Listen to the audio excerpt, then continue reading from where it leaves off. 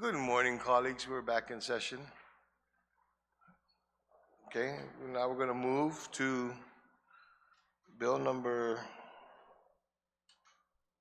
47-38 COR. Gentleman from Momong Totomaiti, you are recognized. Thank you, Mr. Speaker. I was going to speak about bill number 47-38, but after deliberation with my colleagues on similar legislation, I think we've come to a happy compromise. And so at this time, I would like to make a motion to postpone indefinitely bill number 47-38,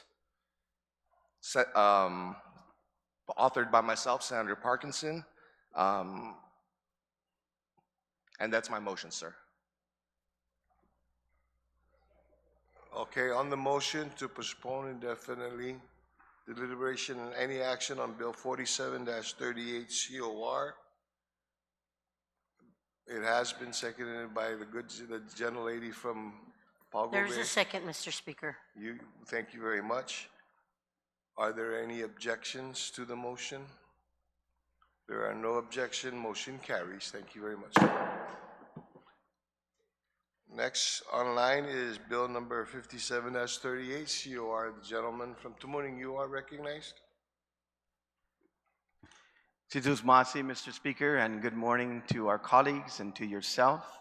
Thank you for the opportunity to rise and request that bill number 57-38 COR, as amended by the Committee on Land, Environment, Housing, Agriculture, Parks, and Infrastructure, introduced by myself, Christopher M. Duenas, B. Anthony Ada, Jesse A. Lujan, Tina Rose Munya Barnes, Frank F. Blas Jr., Vincent A. Borja, Shelly Vargas Calvo, Sean Gumatauto, Sabrina Salas Montanani, William A. Parkinson, and Joe S. San Agustin. This is an act to strengthen housing options by adding a new sub-Article 3 to Article 1 of Chapter 61, Title 21, Guam Code Annotated, relative to authorizing the construction of accessory dwelling units, ADUs, in residential zones. And I'd like to place that in the third reading, and I'd like to discuss the bill, Mr. Speaker. You can proceed. Thank you. Mr. Speaker, I would like to first thank my colleagues who have joined to be co-sponsors on this measure that is going to address, at least in one part, Guam's current housing crisis. First and foremost, I want to thank my good friend, Vice Speaker, the Senator from Sinohanya Afami, for taking this up in the 36th Guam Legislature. It's been a journey to get here now. And this bill, Mr. Speaker, actually is a hybrid of other jurisdictions, namely Hawaii and California, who have ADUs and who are known to be environmental stewards and have a lot of regulations that cause for the protection of their environment. So I think this bill has been improved over time, is very durable, and I will be adding one more substantive amendment today that I'll discuss in length because of the fact that we had late testimony come in from EPA as well as GWA. When I say late, I mean beyond the public hearing time and then for receipt of written. But I've taken I've taken heed to their interests and what they want to see done to the bill, and I will discuss that. Mr. Speaker, I know I can go on what ADUs will do, but I think the more important thing is to spend time on the technical amendments and the substantive amendment that has been proposed in this bill now, because that's more effective to let my colleagues know what this bill has become throughout time. So the first amendment, and I'm working off of my markup version, which is, of course, should be in the bill as introduced, substituted by the committee. First amendment was to actually be under 61141 under A. Accessory dwelling units are secondary bedroom dwelling units, include separate entrance, kitchen, bathroom facilities detached from or attached to primary single-family home. On the zoning lot for ADUs attached, the entrance may be shared with a primary single-family home. Nothing in this section shall be construed to exempt ADUs from compliance with existing regulations in Section 8.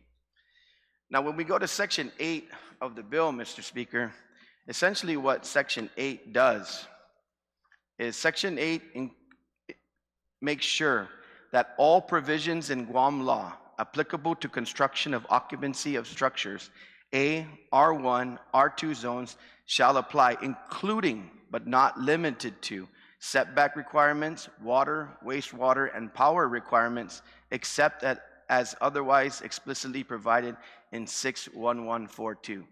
So this is very clear, Mr. Speaker, that what has to happen is it has to comply with our codes and it has to comply with all of our regulations, particularly when it comes to water and wastewater.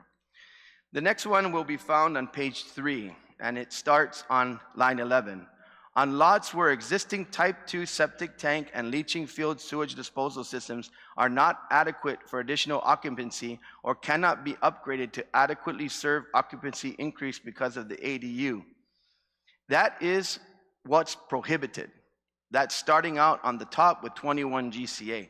So if leaching fields and the upgrades of septics cannot be done, the ADU will not be permitted. That's in the section of accessory dwelling units not permitted on line 3, section 3. So that clears that up. It's just not going to happen. On line 16, this is the one that was asked for by Department of Land Management.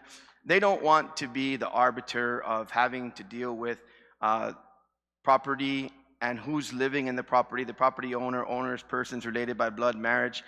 They didn't want to have subject to written confirmation by the Director of Department of Land Management. And I agreed with them. So I lined that out so any notices and the like are not managed by Department of Land Management. The next one is we had issues with when we adopted the other jurisdictions. There was the language of construction permits, and there was the language of what filing requirements would be. So we changed, of course, on line 7 on page 4, covenants, and we lined that out and we put deeds in.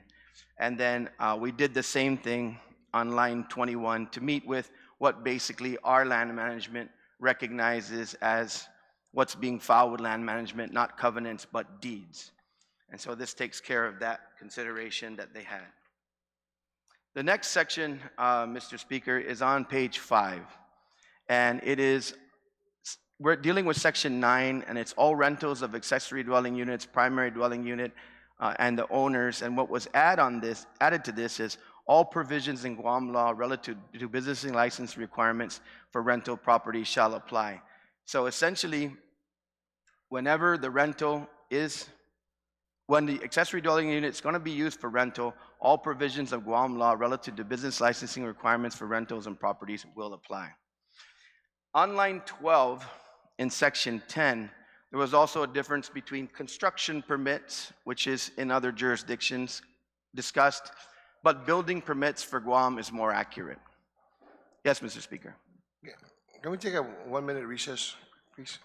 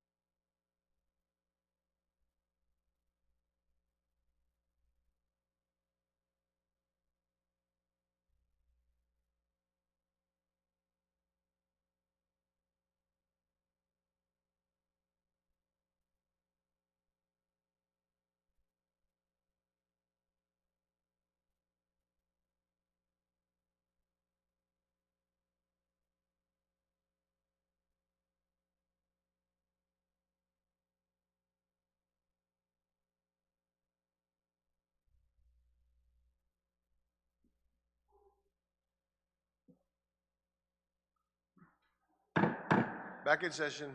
Thank you, Senator Mr. Speaker. So thank you for taking that recess. So for those that are following along with the marked up bill, because sometimes that changes line numbers and yeah, alignment, the substance of what I'm reading out on the marked up bill is there, but I'll just call out the section for the purpose of it being in there, but maybe not exactly on that line, because that's what happens when you make deletions or additions. So continuing on, we went with building permit, and that is in section 10 as recommended by Department of Land Management.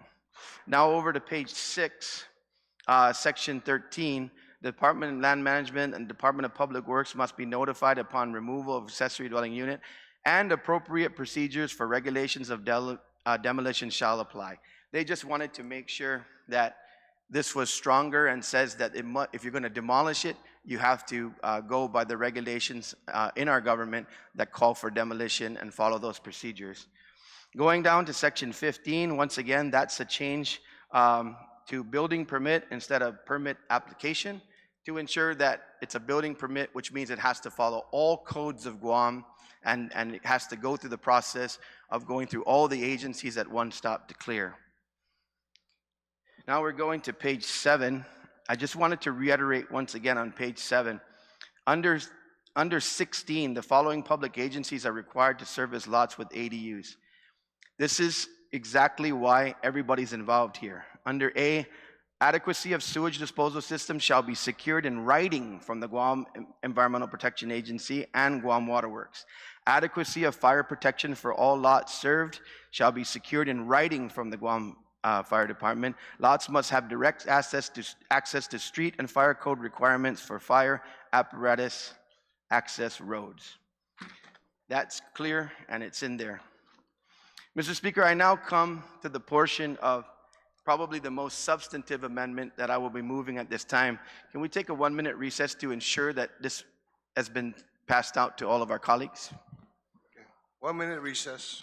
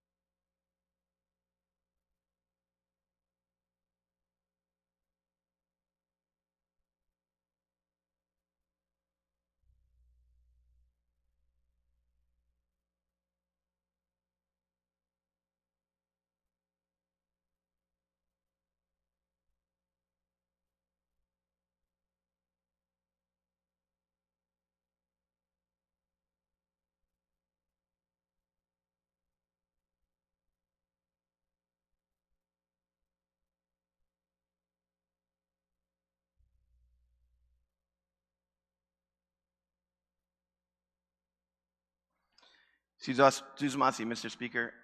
As I'm Back in recess. Okay. Back from recess. Go ahead. Suzumasi, Mr. Speaker. So as I move this amendment, I wanted to read into the testimony, one of the testimonies by the former chairman of the CCU, Joey Duenas. And this will show why I did this, plus Guam Water Works and EPA in terms of their submission of testimony.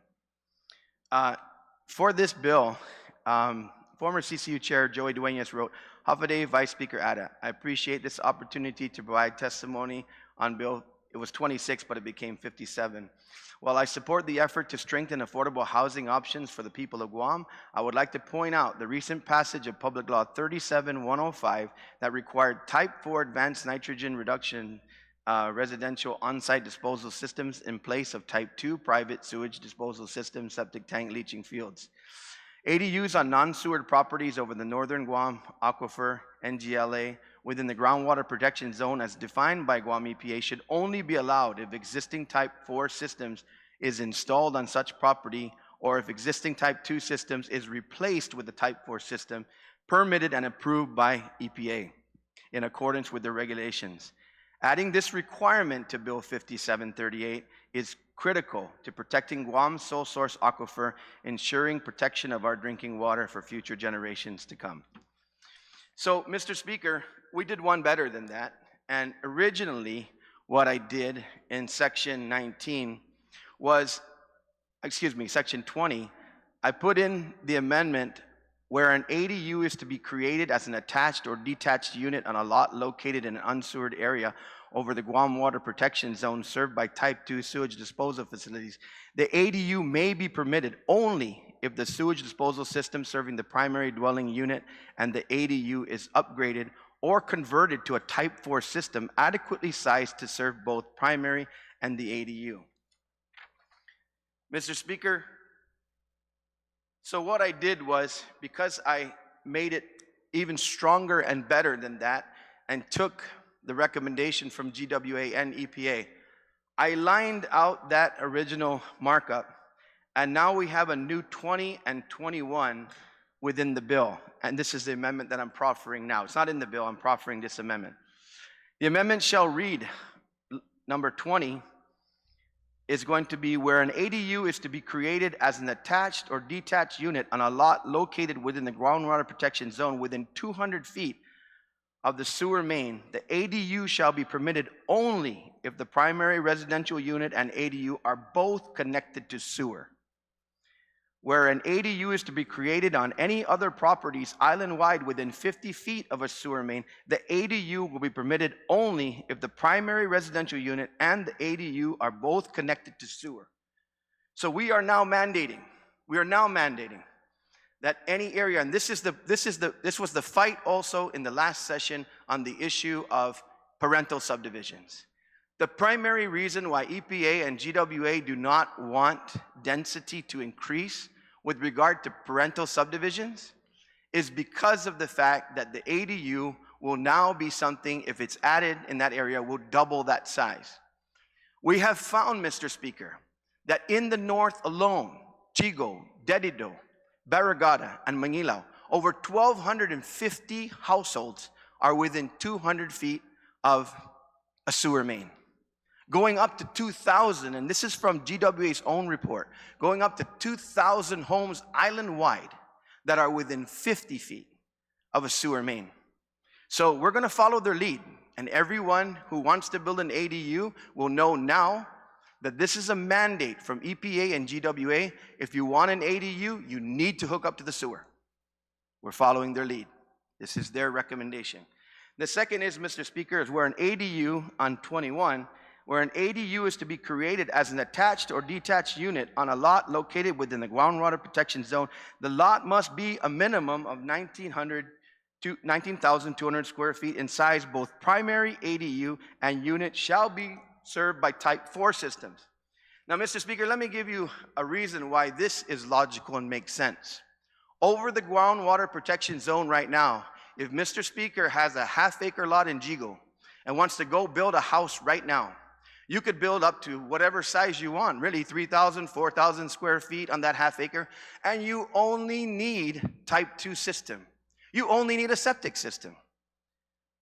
But if somebody, if the Vice Speaker is your neighbor, and he has an existing 1,600 square foot house on a half acre lot that was originally allowed to be built with a traditional Type 2 septic system, if he's going to put on another 900 square feet on that property, which might even be smaller than your house, he has to put in a Type 4 system.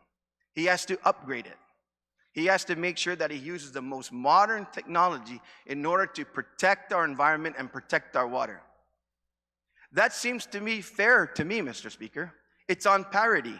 Why would you say to the Vice Speaker, that he can't build one, and you could build a house that could even be twice the size? And he's even willing, or has to now, increase that property, that sewage system to Type 4 nitrate reduction system. In other words, Mr. Speaker, his house and his effect on the aquifer is actually going to be more safe, better for the environment, and have a more advanced system than you do on a house that you built. Sounds to me that it's only fair. So I proffer this amendment at this time, Mr. Speaker, and look forward to the discussion on the amendment. Situs Masi. Thank you, Senator. On the amendment, Of inquiry, Mr. Speaker, can we please get a copy of the letter from the CCU, I guess? I don't have that. Yeah, it's not in the committee report. Should be, but anyways, we'll pass it out. okay, why don't we go ahead and take a minute recess so we can get that, okay, a recess so we can get that letter, okay? We're on recess. What's that?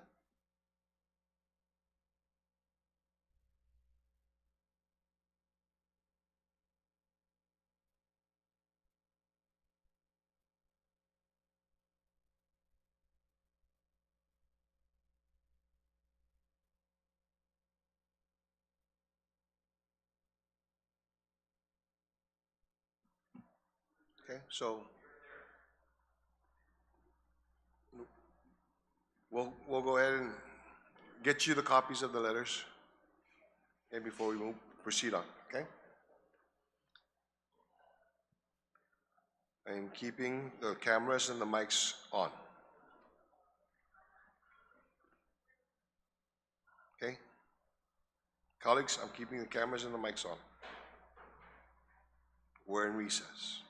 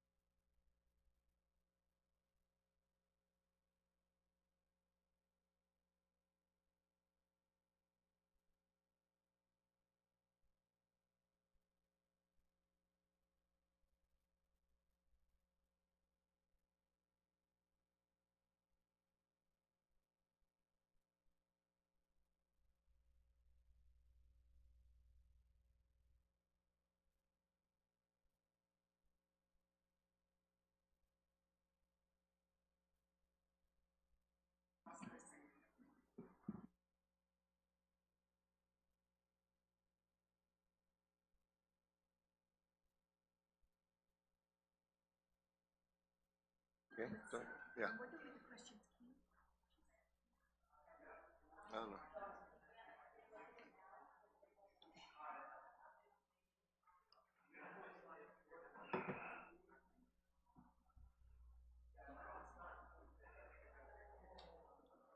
Senator Sabina, you have your amendments? Huh? Ali?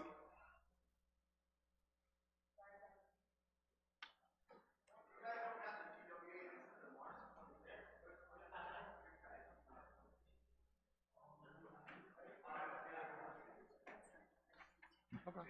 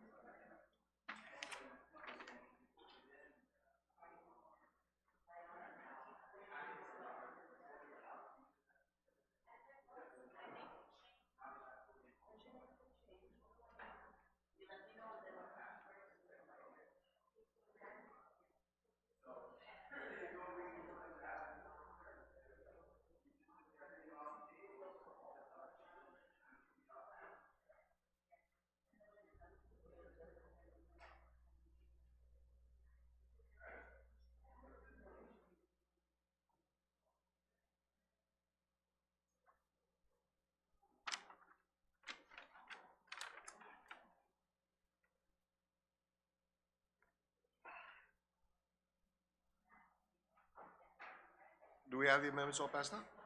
I mean,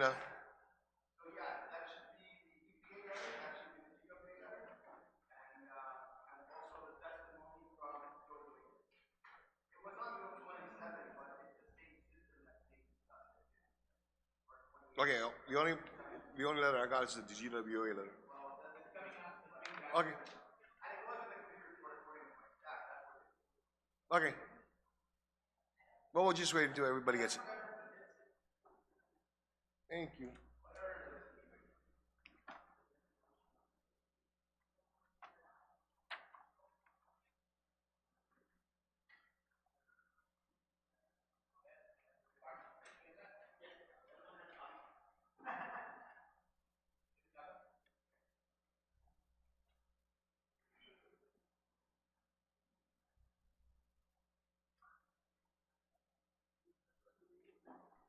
What's that?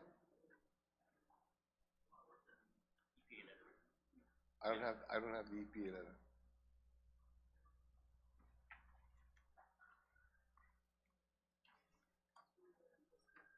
Okay.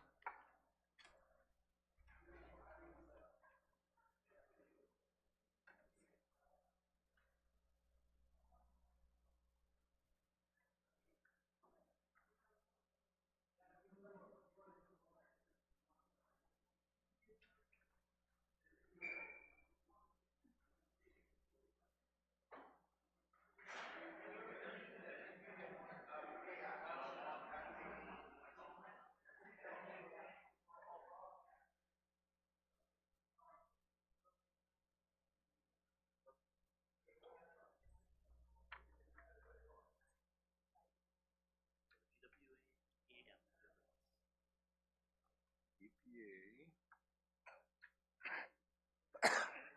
GWA, and this is the English letter? This one, right? Yeah. Okay.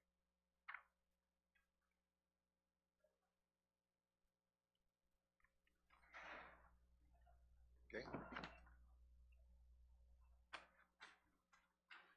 Okay, so everybody's got the three letters.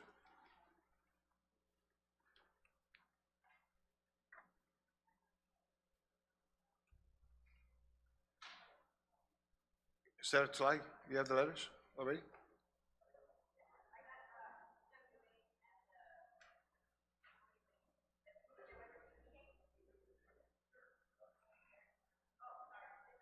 Okay? Can we go back in now? Okay?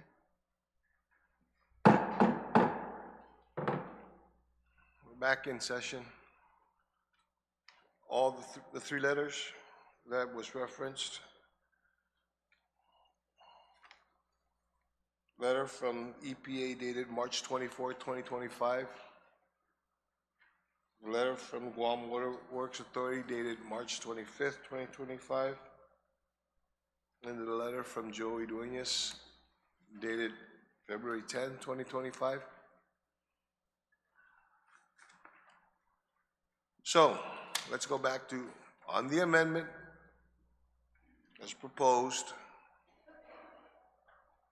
to delete section 20, then replace section 20, and then add an additional section 21. Okay. Are there any senators wishing to? The senator from Barragata, you are recognized, ma'am. Thank you, Mr. Speaker. Good morning to my colleagues. I do appreciate the change as far as deleting that initial 20. So I appreciate the efforts of the author of this amendment. From what I'm reading of this amendment does, it basically aligns somewhat with what the toilet statute says, in that if you're near a sewer main, then you should be connected to it. And that's what 20 basically reiterates. The part where 21, I have some concerns because what it does, it increases the density of lots with septic tanks over our northern Guam Lens aquifer. So right now, there's nothing in science that supports the increased density to what is potentially quarter-acre lots for septic tanks. And even with the type 4 systems, which reduce nitrate levels at 50%. Point of information, Mr. Chair. Sorry, I if I have can- to correct. I have to correct this because what you're saying Okay. is incorrect. If Wait, you read, sorry. if you read the amendment states in 21 that it is for half-acre lots, and that half-acre lot is only served by 1 unit. Thank you, Mr. Chair. It is clearly stated the 19,200 square feet. If it's going to be an ADU is going to be put on, like I explained, between the half-acre and the half-acre, it has to have an upgraded nitrogen system. So this is still going to be one with an ADU per half-acre. Thank you. Sorry, can I get a quick recess? I need to get clarity on this one, because what I'm reading is that, so basically to have an ADU, if you're going to propose to apply for an ADU, your lot must be half-acre. Okay, so we're good on that. Which means if we put an ADU, now we're looking at double density. So instead of one unit per acre, we're talking about 2 units per acre, which is pretty much you're doubling the density is what's happening. And so that is codifying the increase in density where there is nothing currently that exists from evidence to support the increase in density. In fact, we have a problem right now where we're seeing an increase in nitrates where we're going to hit the half MCL mark, which is basically enforcement action is going to be taken upon GWA to correct. And so this is going to exacerbate a problem that currently exists with our nitrate problems in our drinking water, our precious northern Guam Lens aquifer. So nitrate is not the only problem which GWA mentioned, PFAS. And so these type 4 systems is not, is not certified to take out PFAS. And so nitrate is just one contaminant of many contaminants that we are releasing in a septic system. And so what GWA actually stated in their testimony is that over the NGLA, ADUs should be allowed for properties connected to GWA's sewer system. So this 21 doesn't quite hit the mark when it regards to GWA's testimony. And so although it's an improvement on the initial language, it's still going to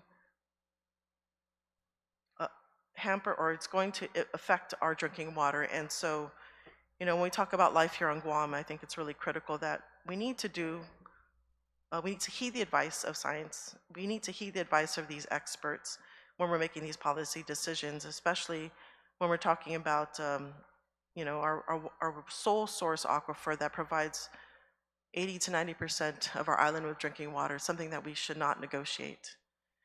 So I rise in opposition to this amendment.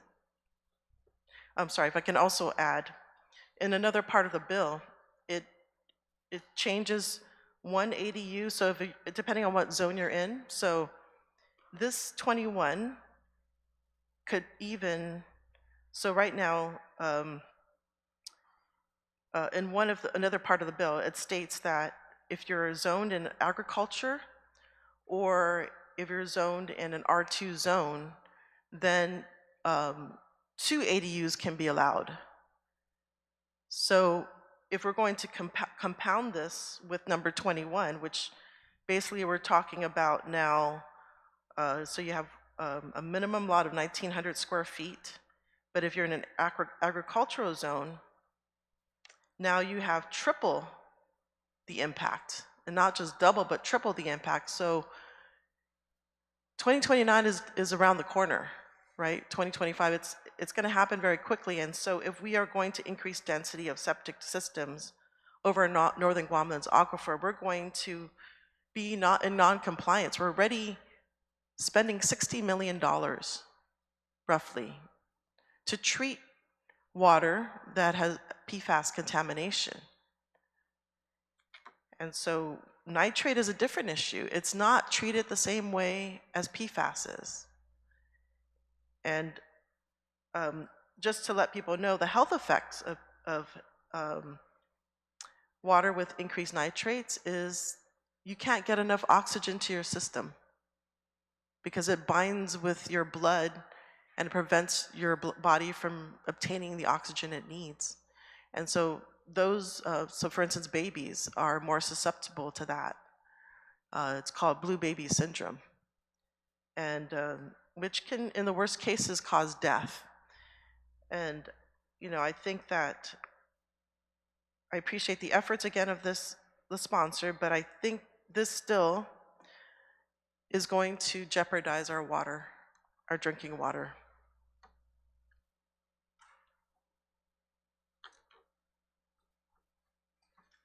And so, you know, we do have high rates of cancer in our community. PFAS is known to cause cancer, many things. It can cause high blood pressure. It causes complications in childbirth. It can cause thyroid conditions. So the list goes on and on. We are a community that suffers from a lot of health effects. The prevention is the best chance we have. I feel it's the best way we can, it's the most cost-effective way to protect the health of our people. When we are protecting the very environment that sustains us, you know, we are going to benefit multiple fold. And you know, that is concern about this amendment. And I would like to work with the sponsor if we can maybe make it better, if he's open to that. Thank you. Thank you, Senator. Any other senator wishing to speak on the amendment? Senator from Talifo, will you recognize, sir? Bananas y todos, to the dear people of Guam and to my colleagues, of course, thank you for watching. I was just sitting here listening to the very articulate and intelligent remarks on the amendment proffered by the good gentle lady from Barragata, the Love Handles of Guam.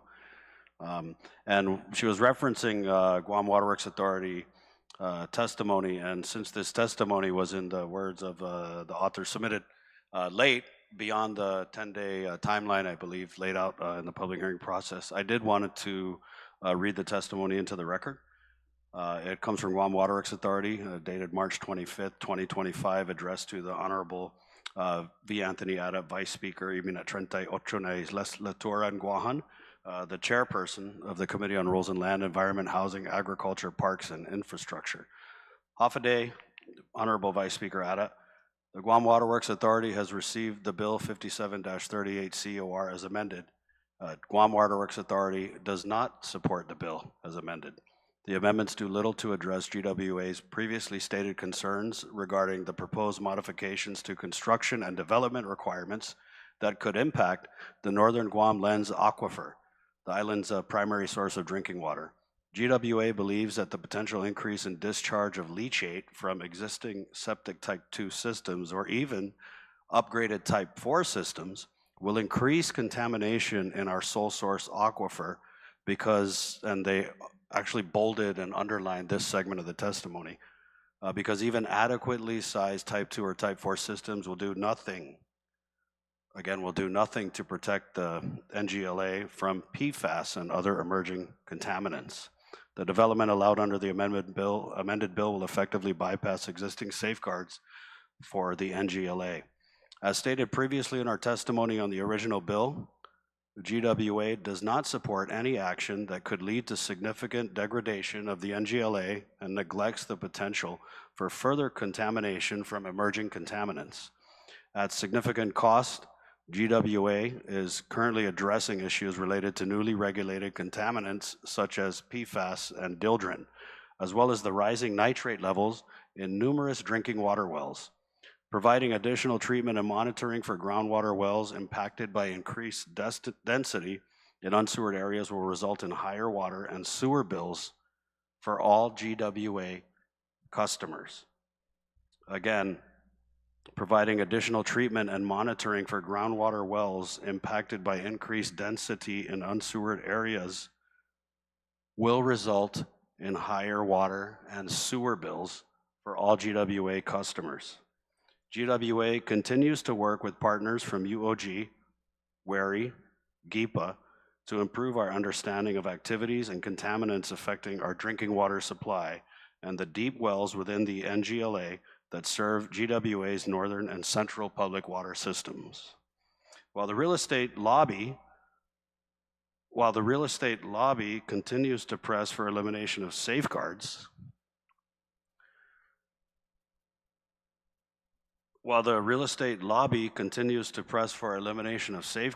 GWA has previously and continues to call for legislative funding to WARI to conduct objective scientific study and analysis of the impacts that increased discharge from both existing Type 2 and new Type 4 septic systems have on contamination of the NGLA from nitrates, PFAS, and other emerging contaminants. The results of such analysis and research could then be used to inform intelligent policy decisions on increased development over the aquifer. GWA restates our position that the proposed bill should place restrictions on the ability to construct an ADU on any non-sewered properties over the NGLA and within the groundwater protection zones in accordance with rules and regulations promulgated by Guam EPA. Over the NGLA, ADUs should only be allowed for properties connected to GWA's sewer system. Thank you for the opportunity to provide comments to Bill 5738, Core as amended. Please feel free to contact me if you have any questions or concerns regarding our testimony. Si Dios Masi, Miguel C. Berdallo, General Manager of the Guam Waterworks Authority. So I think for the people of Guam watching this morning, the key points in my mind are the PFAS. So the Type 4 septic systems do address the nitrates, but PFAS basically is the new nitrates, and they do nothing to address PFAS. And so we kind of went through a similar argument with the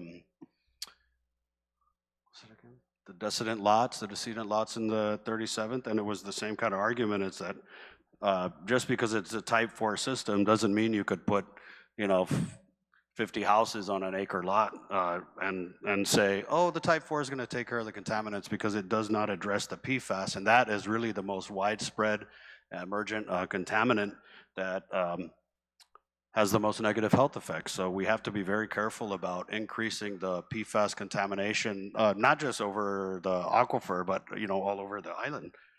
Additionally, I think the takeaway from this testimony is the very real possibility that GWA says in having to mitigate this potential contamination, providing additional treatment and monitoring for groundwater wells impacted by increased density in unsewered areas will result in higher water and sewer bills for Tanana, Tunpete, Uncle Fred, and even Auntie Mommy, all GWA customers.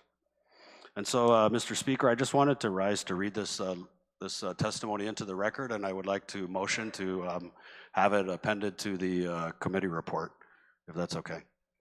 Si Dios Masi. Thank you very much, Senator. You want a motion to append this to the committee report? I'd like to restate the motion to append the testimony of Guam Waterworks Authority, Guam EPA, and as well as the letter from the CCU, and have these appended to the committee report.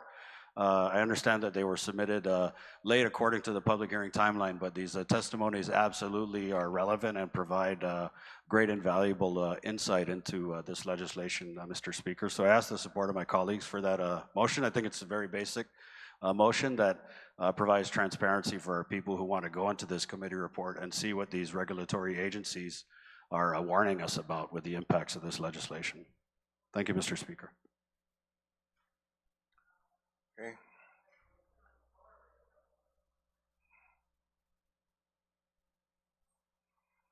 point of information, I just want to make sure we're doing it correct, Mr. Speaker. There is a pending motion on the floor, so we may need to dispose of that before we entertain this motion, so unless there's a notwithstanding, sir. No, I'm going to recognize this. Can I just dispense, Mr. Speaker, just notwithstanding the rules, I guess, if that's Okay. okay? Ms. Masi. Notwithstanding that we are in a motion right now, but notwithstanding standing rules, the motion is to append the 3 letters. First off, the letter dated February 10, 2025, from Mr. Joey Dueñas, which I found in the committee report. The letter dated March 25, 2025, from Guam Waterworks, which I also found in the committee report. Okay, and the letter dated March 24, 2025, from the Guam Environmental Protection Agency to ensure that it's appended to the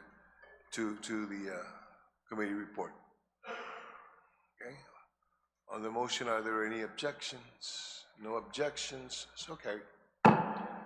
Okay, so now we're going to go back to the motion, the amendment. On the amendment,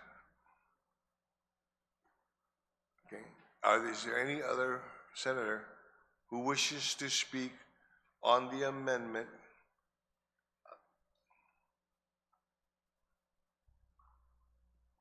Okay, there was, gentlelady from Jonia, you can speak.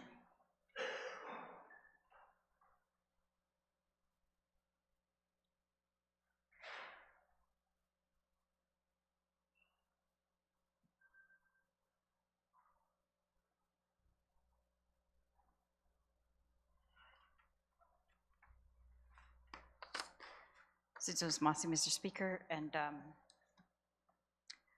I appreciate this amendment. It does make the bill better. I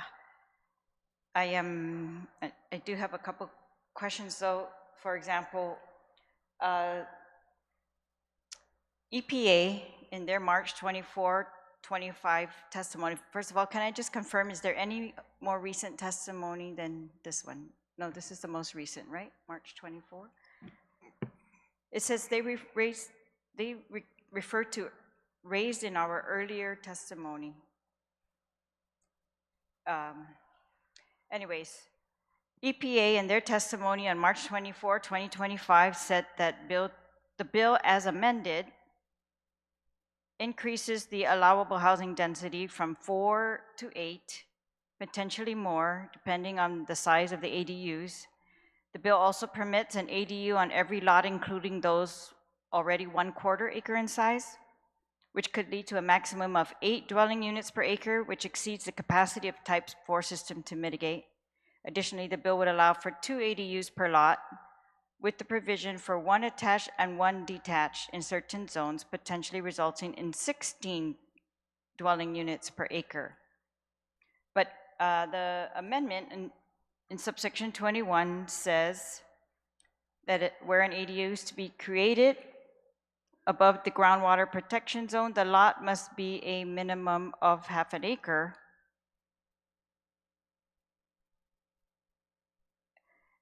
Half an acre. So that's good. But if you look at subsection 19, which is not on the amendment, but in the bill, it says that lots zoned in an R1 shall be limited to 1 detached and 1 attached. 1 detached, so 1 in an R1 zone. But in an A or R2 zone shall be limited to 1 detached and 1 attached ADU. So that's 2. So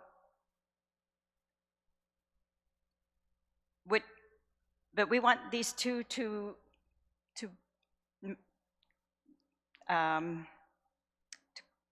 be complementary to each other, right? Not to conflict. So this sub 21 should apply in all zones, regardless of what subsection 19 says, that where it allows 2 in an A or an R2 zone. Is that a question you want to Ask Yes, the author would yield. Will the author yield? Just Masi, and that's correct. So what happens is everything that EPA outlined, and that's why there is a conflict between EPA and GWA in terms of the testimony. But everything that EPA outlined is taken care of by ensuring that the ADU can only be built on a half acre.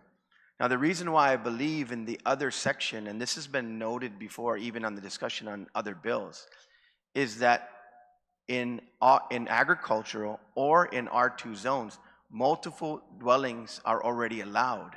So that doesn't address the acreage in terms of the one per and the one attached and one detached. That's simply because under those zonings, you have larger latitude.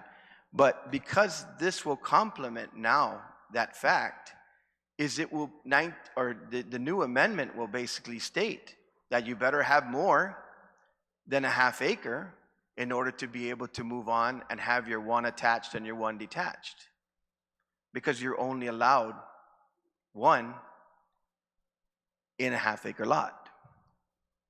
It's well known that agricultural lots and R2 zones are allowed for multi-family dwellings, either in terms of apartment size or whatever else, and that's approved, or in the situation in agriculture whereby you have large acreage. Most land on Guam is zoned agricultural. And so the issue here is normally where you have your R1s and your R2s are going to be where you're creating development and density, but so that's already allowed. So actually the way I feel and the way this amendment is proffered and the way it was reviewed by those who constructed it was, this will make sure that a half acre only allows one. And it has to be a half acre.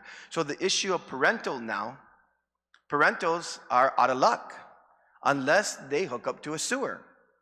And the reason for that is we found that most of the housing in parental subdivisions, that's why you have this 1,200 by the report of GWA.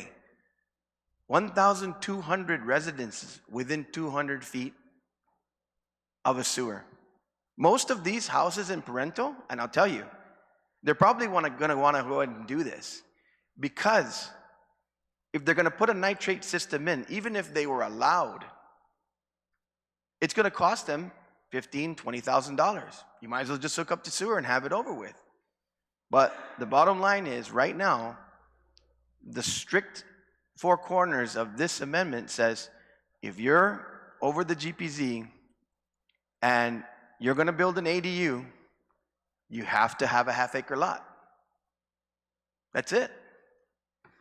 That doesn't conflict, it complements, because in other areas where you have an R2 or you have an agricultural, it's envisioned that you might have an acre lot. You might have a 2 acre lot if it's not subdivided. So that's the understanding that why we put this in, to ensure it's locked down that you have to have a half acre lot in order to do this. You satisfied with that answer? Just Masi for the answer. Yes, I do think that because 19 still says that you can have 2 ADUs on an A or an R2 zoned lot, and then you read that together with 21, it says that you have to have half an acre for both primary and ADU, but it's just not clear when you're applying for 2 ADUs or one at a time. So when you're applying for one, it's half an acre. You're applying for the other one, it's still half an acre, but now you've got 2 on the same lot. So I guess, would the sponsor be willing to change? Because EPA also talks about the 2 being the one attached and one detached. Would the sponsor be willing to change subsection 19 as well, so that there's only 1 in these groundwater protection zones? In these zones, groundwater protection zones? Mr. Chair, can we take a moment's recess just to ensure that we work with legal and how this statutory construction has been put together? Because I believe that that's already controlling. Once you put in this half-acre requirement, that whatever is in another section, it's gonna require a larger density of land. So can we just go up to legal and see if that's their interpretation as well? Other than that, you know, if there's an amendment to reduce it down to one, you know, I'll roll with it. We gotta get something done. Maybe we can amend it later, but let's go find. In the spirit of compromise, let's take a 1-minute recess. Mics are still on. Okay.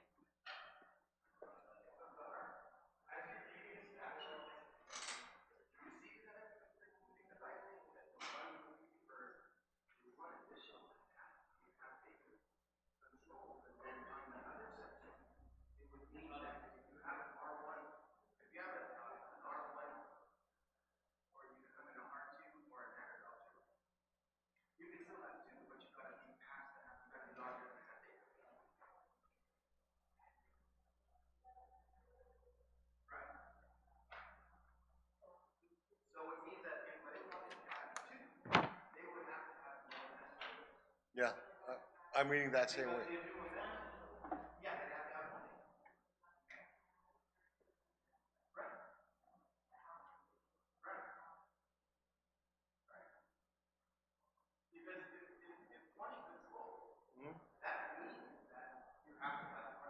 Yeah.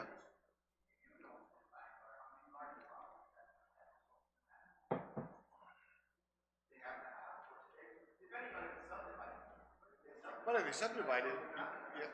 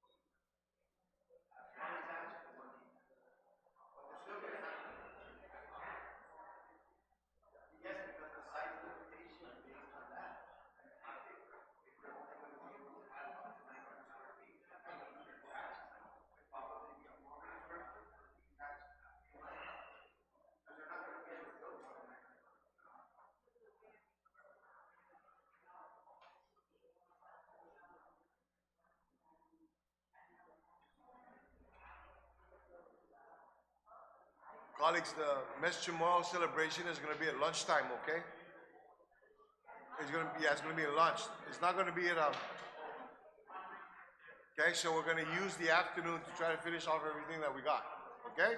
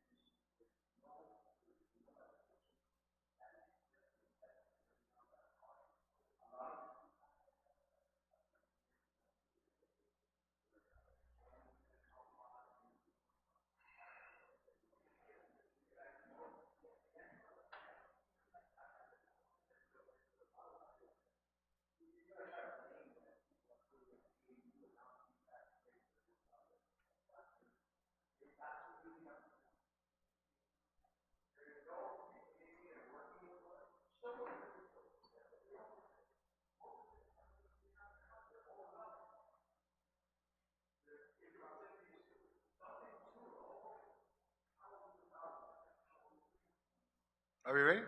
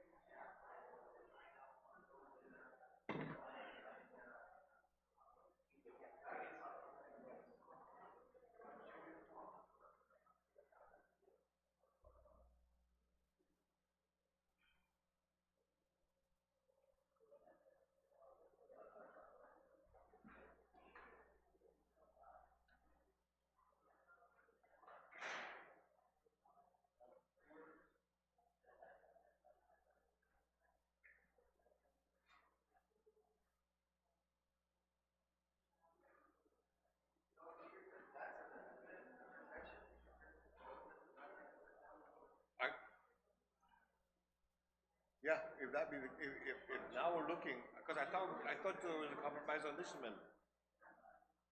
That's why I can, okay? Okay?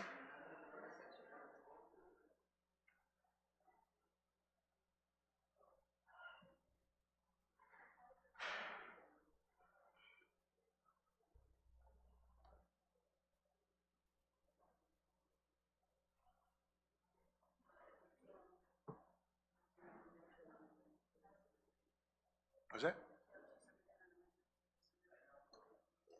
Where is it?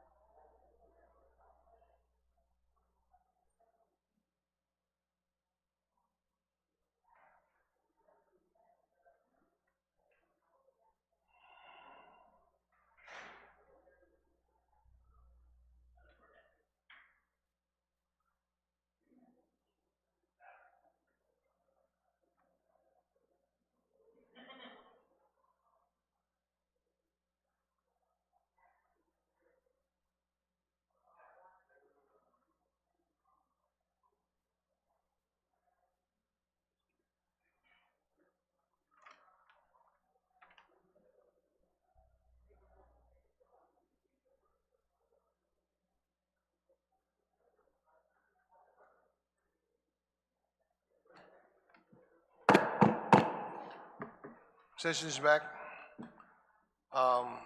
When we went into recess, there was that was for an opportunity to be able to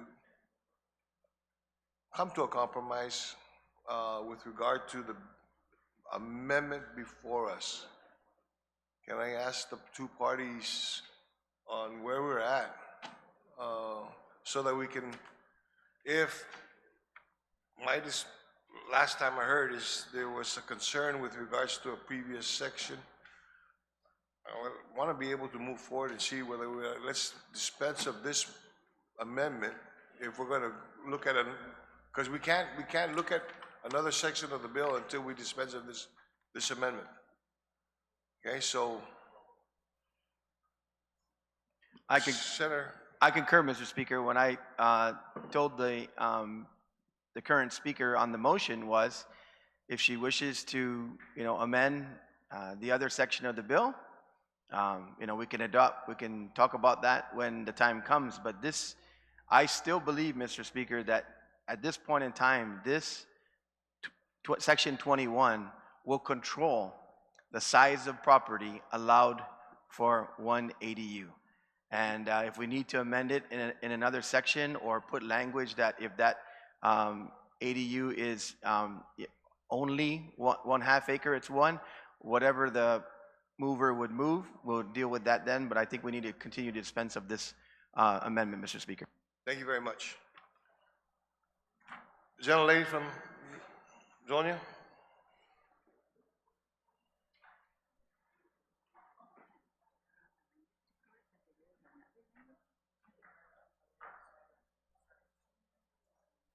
Okay. Okay, from my understanding, there is going to be, she's proffering an amendment to the amendment. Okay? So it's being loaded up right now and it's going to be passed out. So let's take a little bit of recess to get that information to you. So, Chris, there's an amendment to your amendment. Okay?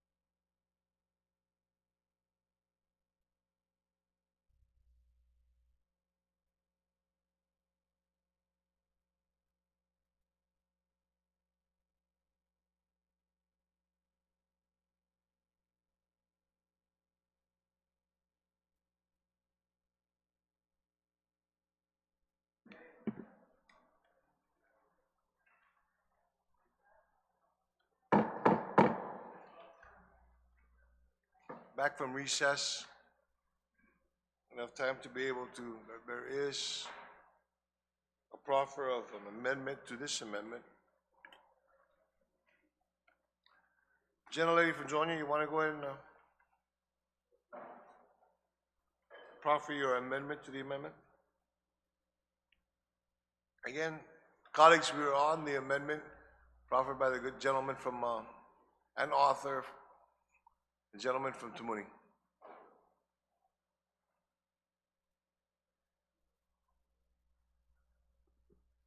Citizens Mossy, Mr. Speaker, thank you for the time. And all right, so just to reiterate, so my concern is that on subsection 21, although it does limit ADUs to be built over groundwater protection zones, that the lot must be a minimum of 19,200 square feet in size. I'm reading from the Department of Land Management, and they say a half-acre lot is universally recognized as 21,780 square feet. So I just want to note that this is smaller than what they recognize as a half acre. So with that in mind, and then if you look at GWA's testimony that they want ADUs over the groundwater protection zone, or only if there is sewer. But this bill and this amendment would allow them to be built and serviced by type 4 sewage disposal system, the type 4 septic tank. So instead of sewer. And then EPA, so that's GWA's concern. Is they said, they looked at the amended bill and they want over the NGLA ADUs should only be allowed for properties connected to GWA sewer system. No matter the size of the lot, no matter, and then EPA says that they support the bill, but they want us to incorporate their concern that right now there should be only one dwelling unit per 19,200 square feet. So that's where this comes from. So one dwelling unit, and that by adding an ADU to that type brings it up to 2. And they say also that those should only be allowed if the sewage disposal system. My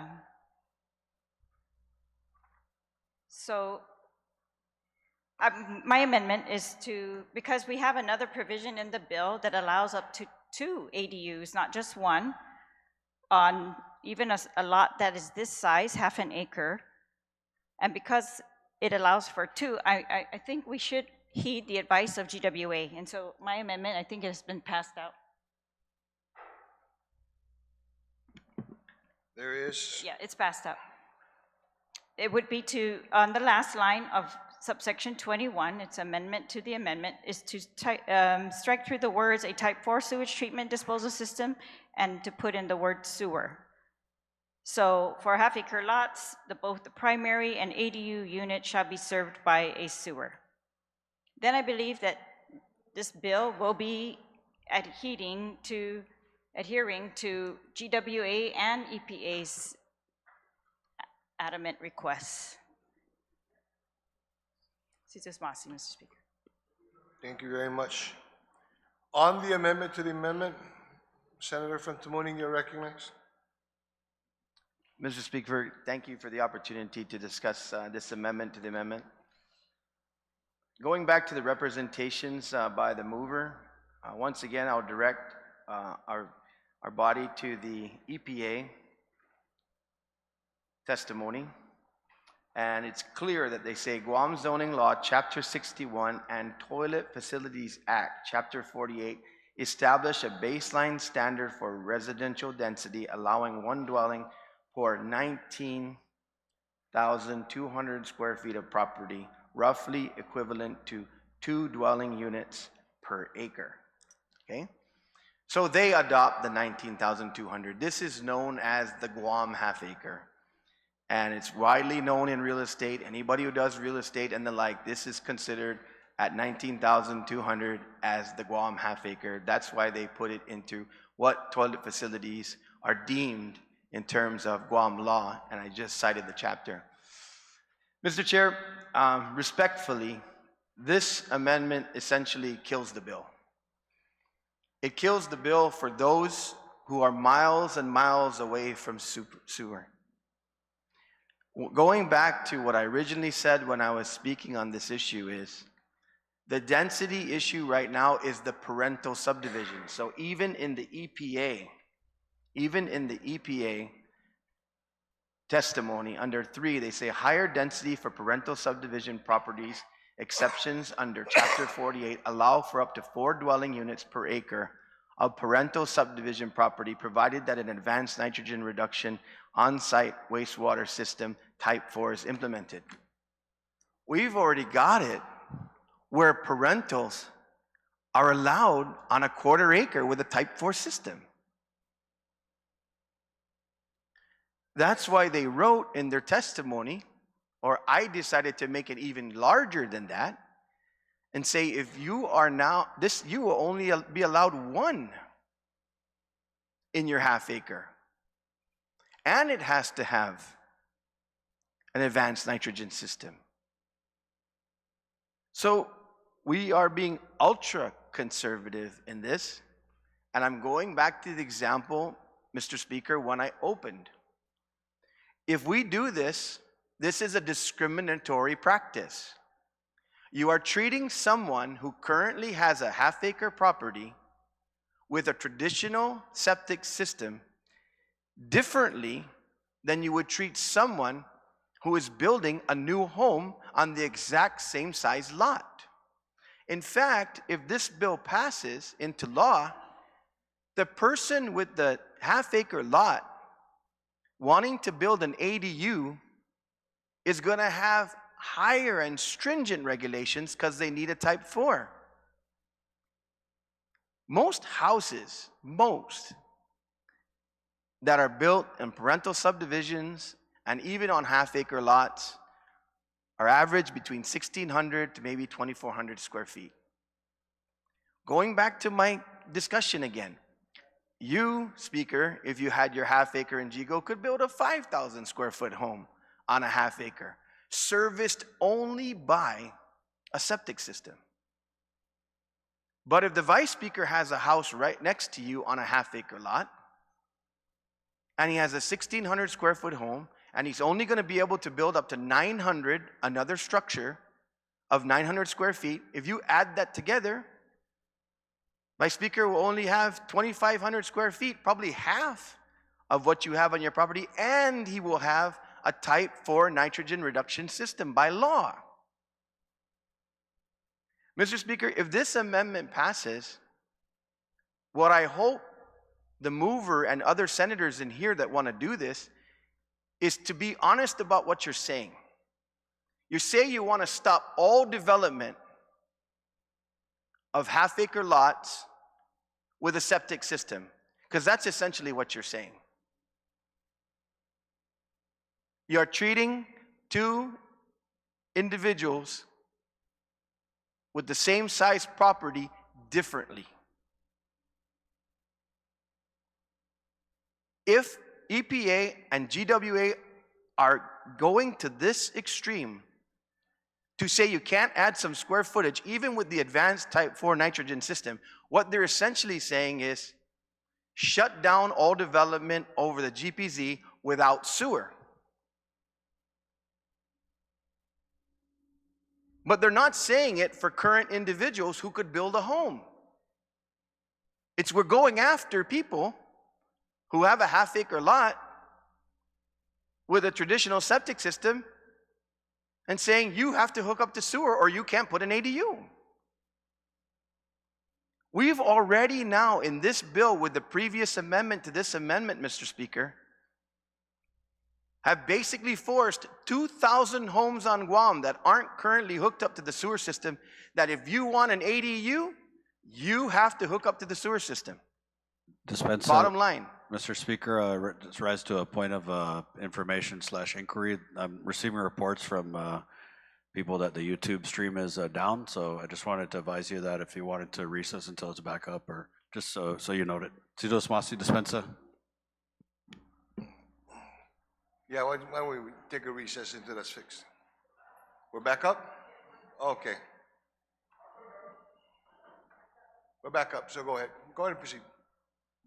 So as I was saying, Mr. Speaker, effectively, because we know, it's common knowledge, that most half-acre properties that are not parental subdivisions, that are over the Guam Water Protection Zone, are miles and miles, in many cases, from sewer. So essentially, if this amendment passes, you're telling everyone with a half-acre property that will not be able to see sewer for probably 10, 20, 30, 40, 50 years, because that's how long it's going to take us to put that kind of infrastructure in many of these vast properties, large properties that basically you're out of luck. Your current structure cannot have an ADU unless you put in a sewer, but no problem with your neighbor who's going to build a huge house on a half-acre lot and doesn't even need the Type 4 system. So for that reason, I object to this amendment, Mr. Speaker. Thank you. There is an objection to the amendment to the amendment. Any other senator wishing to speak on the amendment to the amendment? Gentlelady from Talafofo, or from Barragata. I'm sorry, gentlelady from Barragata. You're recognized. Thank you, Mr. Speaker. I rise in support of this amendment. I just want to point out that what the scientists have shown, so John Mink is one of the prominent hydrogeologists that kind of started this whole study about our Guam aquifer. And so Guam is blessed with such a unique resource, a water resource. Just to give you an idea, it was quoted that it can produce 80 million gallons a day. I mean, what place do we know in, similar to Guam that has such a resource? And this is a resource that was created over millennia by, the process is such, basically there's a lot of deposition of these really small, fine, shelled animals. They're called foraminifera, that deposited their shells over these millennia, and this is what resulted is this ability to draw water from. I consider a natural wonder of the world. But in any case, fast forward to the 1980s, John Mink stated that he calculated that the density for these septics, or these houses, I guess, would be 1 home per acre. Right, and so in looking over the, and then he went and said that if 2/3 of the northern aquifer is not developed, then it could be,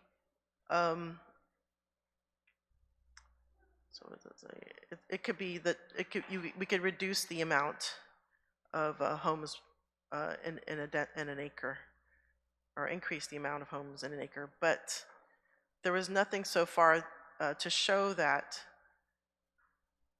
we can increase it to 4 per acre, which is what this current amendment does, or at least what the amendment is amending. So basically what I want to say is that we shouldn't lose sight of our valuable resource. Once we damage it, it is so hard to clean. I mean, are we to turn a blind eye about what's currently happening? The trends that are happening with our water system, our Northern Guam Lands aquifer, which we're finding that nitrate levels are increasing to a point where we're going to have to perhaps even stop pumping water from a well if it's not treated.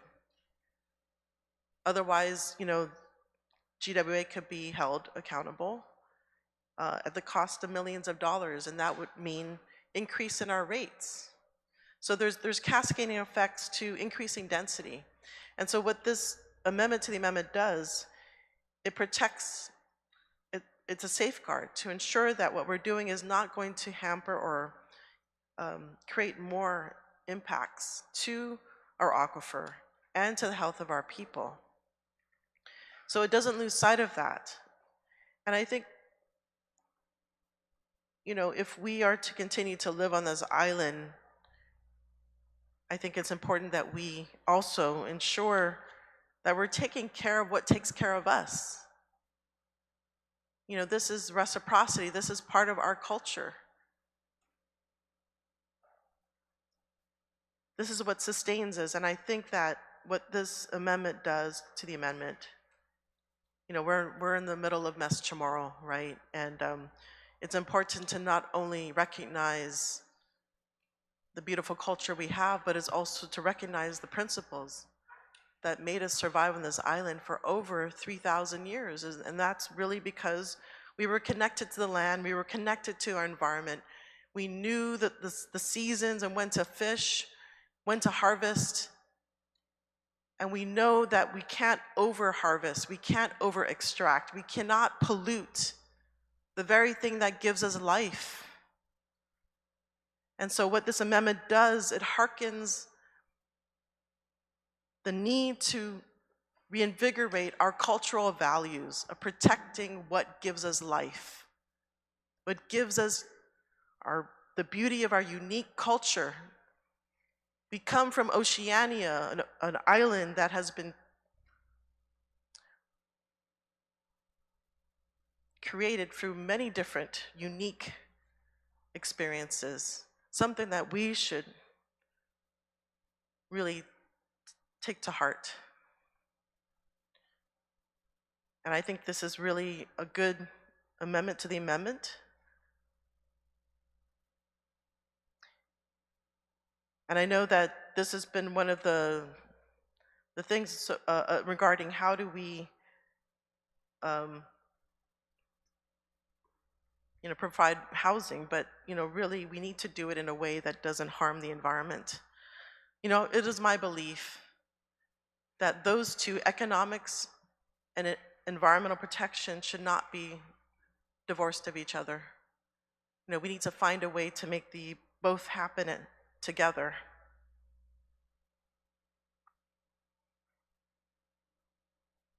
If this amendment to the amendment is not made, just imagine, you know, the bill as it is.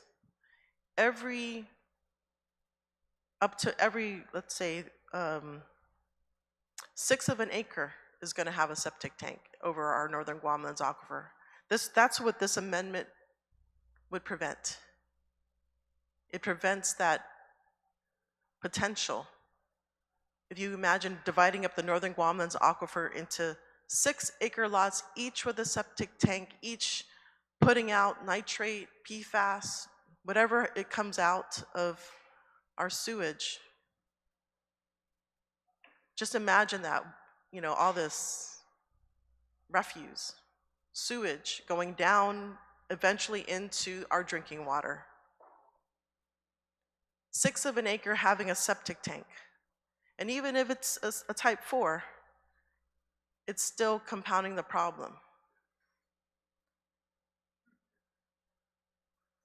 That filtering going down to our drinking water, and if GWA can't clean it up well enough, what that could also result in the stopping of, or the closing down of a well, which means less access to drinking water.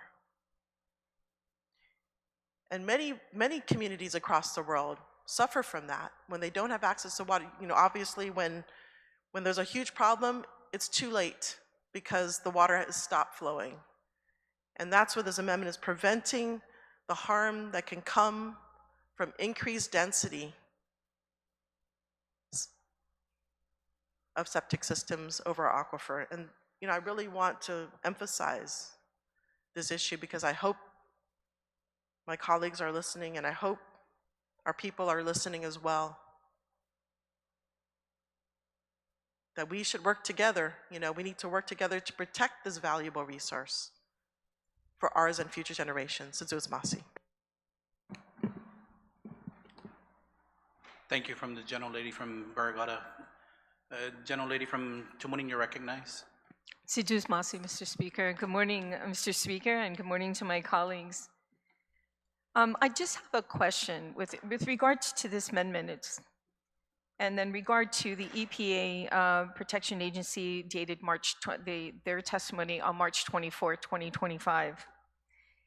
And it talks in section 3, higher density of parental subdivision properties. Exceptions under chapter 48 allow for up to 4 dwelling units per acre of parental subdivision property, provided that an advanced nitrate reducing on-site water treatment system type 4 is implemented. So the way I read this is that the bill that was passed in the last session or last term allowed for these type 4 systems to be put in place and to allow within an acre 4 dwellings. I could be mistaken. Something tells me it might be 6, but I think if I could ask the author of the main bill, since he knows about, was it 4 or 6? Does anyone know? Would the author yield? Yes, I do yield. It is absolutely 4 per Okay, acre. I just wanted to make sure. That is exactly what's happening, and this Thank you. bill is not changing that. okay, This so- bill is addressing the Yeah. half acre and the 1 unit. That's it. The parental is a different story altogether. Thank you. Okay, that's what I wanted to find out, because now we're adding AD units, to homes that are already on in 1 acre, 4 homes that are being allowed to go on 1 acre. And then if we allow ADU units for each of these 4 homes on 1 acre, then that means there could be 8 families in that. So I just wanted to Point of know- information, Mr. Chair, it's very important that we keep Point of this in information. perspective. Sure, I have no problem. That- If the point of information, please go ahead, Thank you. please. That cannot happen because the mandate here is a half acre lot. So you have to have a half acre lot in order to put the ADU anyways. You will not have the land size to put an ADU on a 1/4 acre lot. Thank you for that point of information. Again, I'm so sorry. My stand was coming down. So basically what was said is that for the type 4 system, which is the nitrate system, can only go on 1/2 acre. I'm sorry, Senator from I'm Tzimania? appreciating this exchange, exactly. That's why it's clear in that amendment, the 19,200 square foot requirement, which basically means that if you don't have 19,200 square feet, you cannot build an ADU. Okay. That's the controlling factor of this. So if you have a parental subdivision where you got 1 acre and they've divided it into 4 lots with an ADU or with a type 4 system, that doesn't change your ability to now put an ADU on it, because you would have to combine those lots then to a 1/2 acre in order to qualify for the ADU. Okay. But it wouldn't matter anyways, because if it's already constructed, there will be 2 structures already in that 1/2 acre, so it wouldn't qualify. Okay. And that's what I wanted to verify on this. And it is in section 3 talking about, section 2 of their testimony with regards to that. So, I'm always been weary about condensed area and the contaminants that can go in there. It's just, the last thing we want to do is contaminate our water right now, and also for the information that we're putting out there, because it is kind of confusing for the public who is listening. Does that mean that now, I'm on 1/2 acre, can I put an ADU unit next to my house or attached to my home? Am I able to do it? So I think it's clear, 19,200 square feet is required. However, I've been a real advocate when it comes to protecting our aquifer, and I even introduced legislation that would allow at least $10 million to GWA to hook up the systems above those units that are above the aquifer. But, it's comes another day for that one. But other than that, I just had a couple questions I wanted to ask about the amendment. Of course, I always support, it's best to have sewer system over our aquifer than anything else. So, I do support this amendment. I think it's important that we get the right information and appreciate the point of information that we're given to as well. Thank you. Thank you, ma'am. Which senator from Jigo you recognize? Thank you, Mr. Speaker. I rise in opposition to this amendment. And the reason why I'm going to state that is make it very clear. Where I live up in Jigo, I've been barking about this for the past several years. Why don't they bring the sewer line in? And now you're going to turn to me and tell me I cannot build an ADU on my half-acre lot because I need to be connected to sewer? Wrong answer. You know what I mean? This bill already authorizes the ADU if you got a half-acre lot. And if I wanted to build an ADU, I got to meet the type 4 septic. It's a no-brainer. But if you're going to force me now or deny me the option to build an ADU because I need to be connected to a sewer line that GWA has not even proposed or anybody in this body has ever promoted to build in my area, you're denying the residents of Jigo that have been denied a sewer line. And if GWA is so worried about the sewer line, the contaminants, then get to work. Fix the sewer line. Get it into the residents that need it. And then, once this bill is passed, because I'm a co-sponsor of this bill, then I can have the option to build the ADU because I'll have the sewer line, or I'll change my septic tank to a type 4 and we move on. But let that be my option. As an owner of a half-acre lot, that many of the members where I live are all half-acre. And you're going to turn around and tell them you can't build because you need sewer line? That's not acceptable for me. And so I stand in opposition to this amendment, and we'll move on. Thank you. Thank you. Point of information, Mr. Speaker. Go ahead.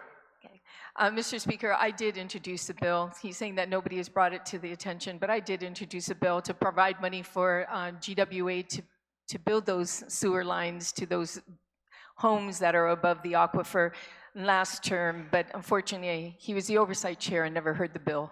Thank you, Mr. Speaker. So no, on the amendment to the amendment, any other senator wishing to speak? Senator from Talafofo, on the amendment to the amendment. Sijus Masi, Mr. Speaker. We were just talking about this yesterday. We concerned and worried about sunscreen impact on the coral reefs, but totally ignoring and disregarding the very real concerns by the regulatory agencies.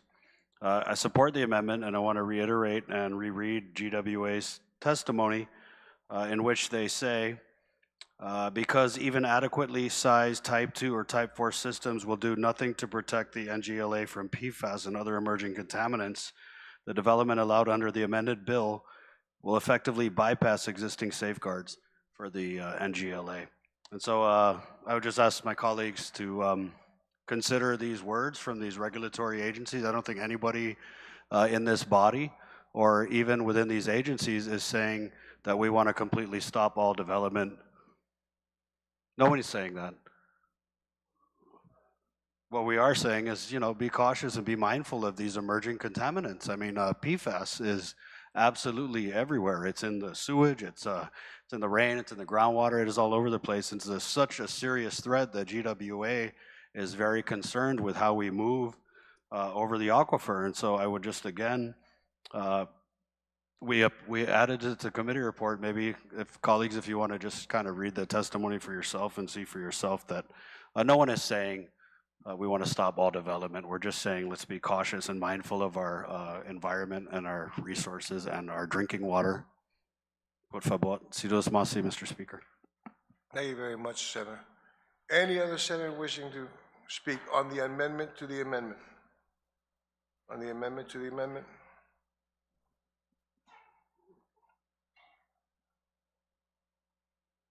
Senator from Jonia, do you wish to close? Generally?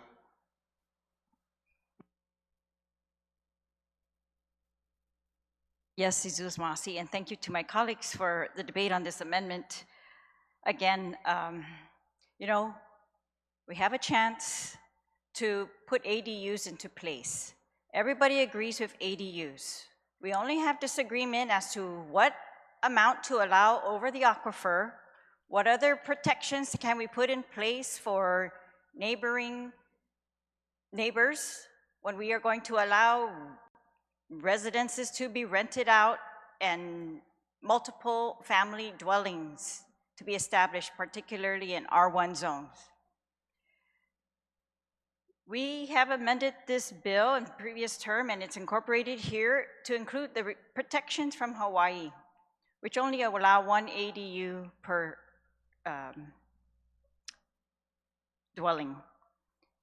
So what we're only trying to do here now is to allow ADUs and also protect the aquifer, to do both, to do what GWA insists we do, because if we don't protect and add, and for those who don't have the sewer, to force them to bring in the sewer, we're going to be paying on the other end to fix the contaminated wells, or worse. We're going to be restricting our own capacity for economic development because of contaminated wells. Already, GWA is under this mandate to run all their sewage through new plants that they're going to have to build to filter out PFAS. Whether we agree that there's such a thing as PFAS or not, they're going to build multi-million-dollar facilities to filter those. We are paying for that as ratepayers. I don't want further contamination, and I think we can do both, that we can allow, it's an excellent amendment to put a minimum lot size. That's great. That's what other jurisdictions do. I think we should limit it to 1 ADU in this lot size for those places that have huge lots and they can add 2 ADUs. However, GWA and GPA say, GWA and EPA say, allow it only for sewer. We've already made that big exception for the parental subdivisions where we don't require the sewer. That's a big exception. That already puts our aquifer at risk, in addition to all the other risks that they can't even determine at this point. We've added that extra risk over our aquifer. I don't think we need to add another risk over an aquifer, but we can allow ADUs to be built for now of those lots over with sewer. And that will also increase the pressure on GWA to bring sewer to more areas on Guam, because it restricts many things. And they don't limit, their rules are not based on lot sizes. It's a combination, but it's based on number of dwellings per lot size. Number of dwellings. And this is increasing the number of dwellings. And so that's why they want to limit the number of dwellings, just as they do. It's very consistent with all their other regs. They limit the number of dwellings per size. That's not discriminatory. That's how they do it. They don't base it on the size of your house. They base it on the number of single-family dwellings. We can add bedrooms to our house for our relatives. We can add additional rooms right now. That's not limited. But to get an ADU, which by this law will allow everyone to rent those out.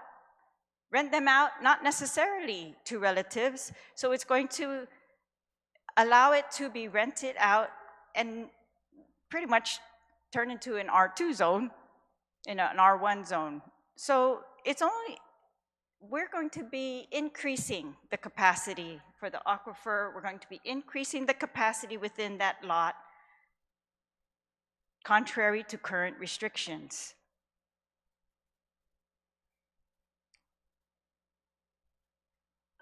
If we can also build ADUs according to this bill, and this provision would not prevent building ADUs in all other areas of Guam that are not over the groundwater protection zone without sewer. If we really want to build ADUs without sewer, we can still do that, just not over the groundwater protection zone. That's what they ask. If you're over that groundwater protection zone, our aquifer zone, our drinking water zone, there, do not increase the density of dwellings. That's all.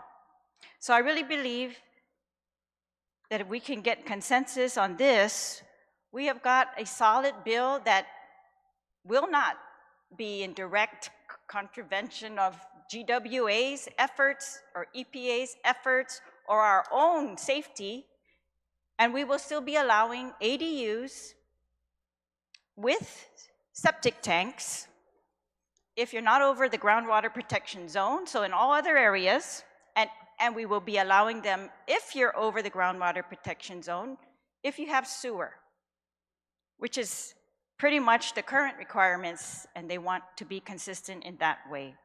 So I think as opposed to being discriminatory, it's actually consistent. It makes us consistent. Because permit is granted based on the square foot of your house. It's based on how many dwellings do you have on that area. And so I really believe this is a win-win for everyone if we make this one amendment. Sizus Masi, and I hope that the sponsor will consider this, and my colleagues, that they will consider this in light of the front page headlines by GWA saying the bill, even as amended, they do not support that. Sizus Masi.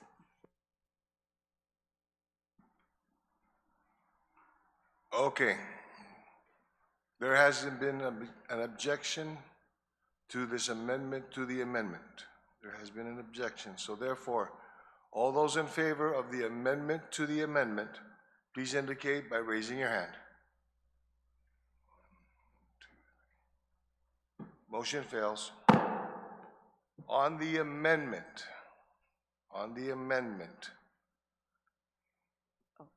anybody wishing to speak on the amendment? I think I would like to still talk on that amendment. You still have time. Sizus I Masi. apologize. Yes, you do have time. Thank you. All right, so we did try, and I would like to, notwithstanding the rules, ask a body to consider an amendment that's not in writing. It's just to add the words per ADU, where it says within the groundwater protection zone, the lot must be a minimum of 19,200 square feet in size. I want to add per ADU. And I think that would be also consistent with the author's intent, since we're not putting sewer and we're allowing these septic tanks over the groundwater protection zone and we're limiting the lot size, that would be per single ADU. In other words, if you have a bigger lot than that, double that size, maybe you can have 2 ADUs. But if you have that lot size, then only 1 ADU. Just, can you repeat where they? Yes, on the subsection 21 amendment, this would be an amendment to that amendment where it says within the line that says within the groundwater protection zone, the lot must be a minimum of 19,200 square feet in size. I want to add in the words per ADU. Where? Right there, after in size, per ADU.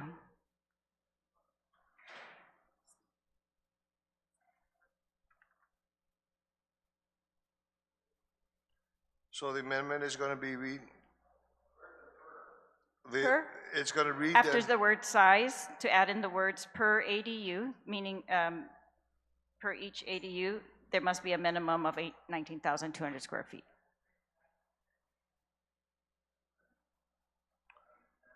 a lot must be a minimum of 19,200 square feet in size per ADU? Yes, meaning if your lot is that size, you can have 1 ADU, but not 2. Pardon? Mr. Chair, it basically already says that in the current language. Yeah. You're only allowed one ADU in the 19,200 square feet lot. I mean, I just want to confuse the language that it becomes, you know, confusing now per ADU. Does that mean the ADU itself, or? I don't, can we take a moment's recess, just consult with legal real quick?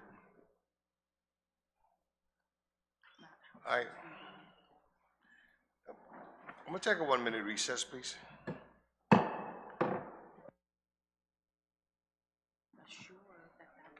The language is here. The language says attached or. No, but then in 21, I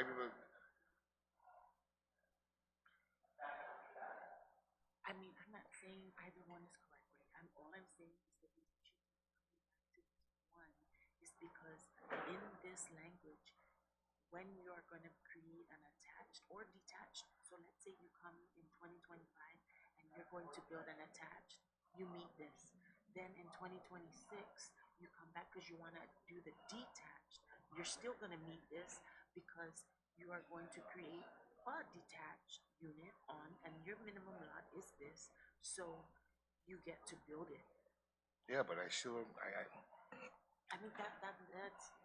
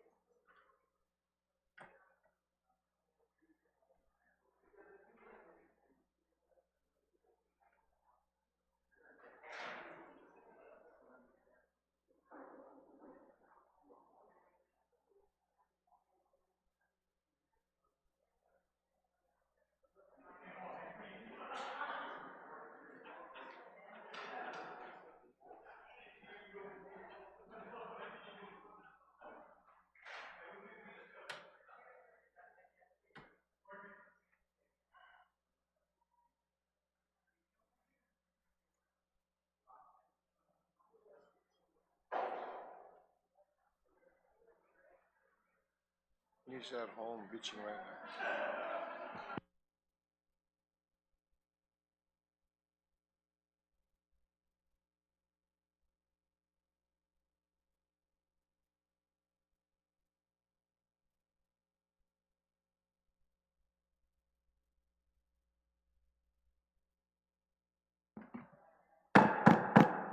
We're back from recess.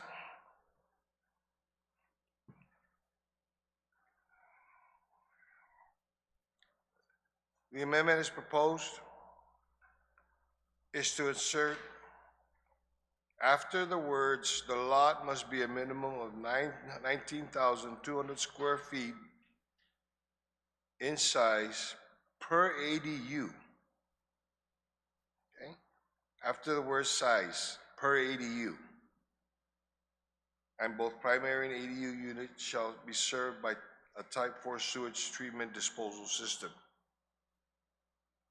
Am I correct in ascertaining that?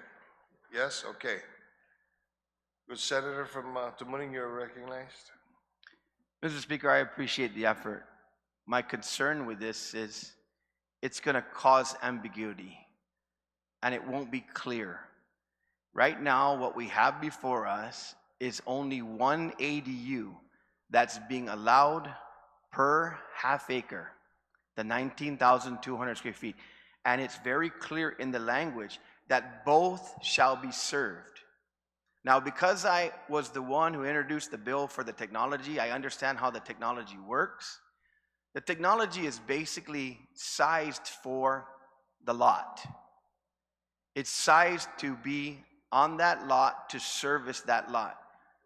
If we put this in here, EPA and others that are reviewing might say, well, what does this mean? Does the ADU have to have its own type 4 system and the house has to have its own type 4 system?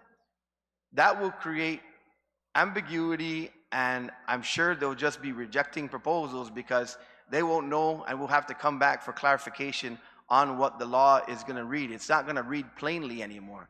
But if you read the amendment once again, the plain language says that both the ADU and the primary residence need to have the type 4 system. These type 4 systems, Mr. Speaker, are scalable. There are subdivisions in North Carolina that have type 4 systems. A huge type 4 system where hundreds of houses are connected to that one type 4 system with an infrastructure put to it for economies of scale. But when they do this for individual residences, it's scaled to that lot size and whatever the capacity you're looking for, and it's a treatment system that will serve both units. That's what's in this amendment, so I respectfully object to the insertion of the language per. Thank you. On the amendment to the amendment, any other senator wishing to speak? There has been an objection to the amendment to the amendment to the amendment. Ma'am, you want us to close? Yes, Zizus Masi. I appreciate the comments of the previous speaker, and I can appreciate that it's not the perfect language, but we've been trying for a few minutes now to come up with it that would reflect the author's statements that there will be a maximum of one ADU unit in this lot. So that's my attempt to limit it. So that if you have double the lot, perhaps you can have double the ADUs, but if it's only one on this lot. Because there's another section of the bill, subsection 19, that allows for more than one. And we're going to try to amend that. I hope that that amendment will pass, and then that will make it very clear and consistent.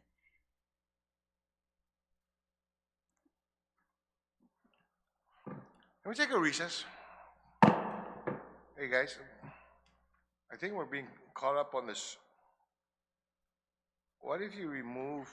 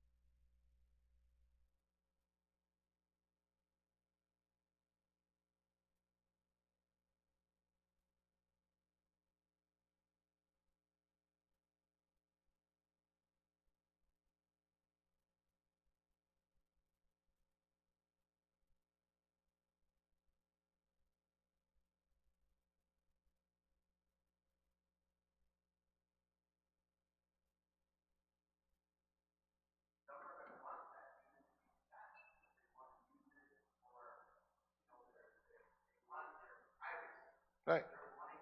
Sure.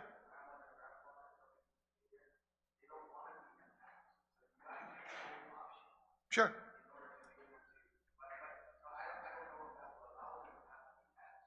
I don't see anything that that says it won't allow them. Are you saying like to just take this out where an ADU is to be created on a lot Yeah. located? Yeah, I think that because it's on ADU.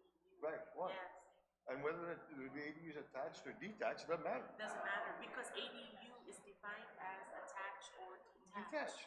Right, Then, and it still has to meet all All the the requirements. size requirements, 400 square meter feet or 900 or 800. Yeah. okay? I'm like, I can't believe that we're not like figuring this out. Park, you know, again, an ADU, whether it's attached or it's an ADU, period. Okay? And then there's no ambiguity. It's just one ADU.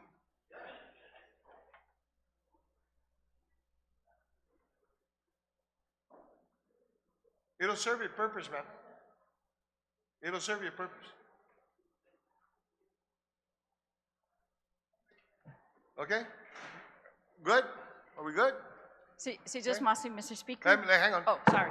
No, we're back in session. Go ahead. Si just Masi, Mr. Speaker. I'd like to withdraw that amendment, the per ADU, and notwithstanding the rules, just add another amendment on line subsection 21 where it says where an ADU is to be created, just say where a maximum of one ADU is to be created. And I think when speaking with the author that this will be consistent then with that maximum of one. Yeah, Mr. Speaker, I agree with that because that doesn't define whether they can have an attached or detached. So it's up to the it's Okay. up to the homeowner to make that decision. Why don't we do this first? Okay, so on the motion to withdraw your amendment, to the amendment, any objection? No objection? All right. So then, let's address now the language that you want to be able to insert. Can you repeat it again, Oh, please? sir, sure. So on subsection 21 to add the words where, instead of where an ADU is to be created, it should read now where a maximum of one ADU is to be created. All right, so on that amendment, okay, notwithstanding, it's not being, I'm gonna need that to be written down, ma'am, so you can give it to the clerk to understand. But do we all understand how this amendment is gonna be read now? Okay? All right, on the amendment to the amendment, are there any objections? No objections, amendment passes, thank you very much. Now, guys, Wait, Mr. Speaker, just one more thing. So if I still have the floor, the line again says that you're gonna build this and both the primary dwelling and the ADU shall be served by this type 4 sewage treatment system. yes. It's not clear to me whether they're both going to share, but I guess the author explained they're both going to share. But I would like to add that they will be served by a sewer or this type 4. Why don't we do it this way, okay? I object to that amendment. Okay, why don't we the do it? sewer is already capable of those. Let's write it out and everything. Let's go on recess until 2 p.m. That's good. Write that thing out so that we can have something more clear to be able to look at, okay? Yeah. Knowing, okay, ladies and gentlemen, that there's already an objection to this amendment. All right? Okay, so we're going to recess until 2 p.m. today. Deal with that at that time. Thank you very much. Recess until 2.